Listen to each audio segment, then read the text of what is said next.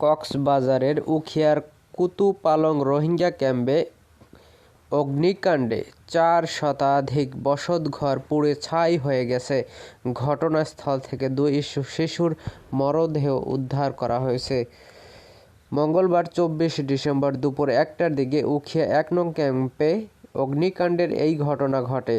পরে ফায়ার সার্ভিসের ৬টি ইউনিটের চেষ্টায় আগুন নিয়ন্ত্রণে আসে। বিষয়টি নিশ্চিত করে উখিয়া থানার ভারপ্রাপ্ত কর্মকর্তা ওসি আরিফ হোসেন বলেন, ফায়ার সার্ভিসের ১.৫ ঘণ্টার চেষ্টায় আগুন নিয়ন্ত্রণে এসেছে।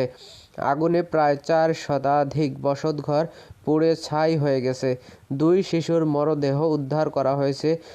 কিভাবে আগুনের সূত্রপাত হলো তা নিশ্চিত হওয়া যায়নি। ফায়ার সার্ভিসের উপপরিচালক মোহাম্মদ তানহারুল এই রকম তথ্য জানিয়েছেন। স্থানীয়রা ধারণা করছেন বিদ্যুতের শর্ট সার্কিট অথবা রান্নার কাজে ব্যবহৃত গ্যাস সিলিন্ডার থেকে আগুন লেগেছে।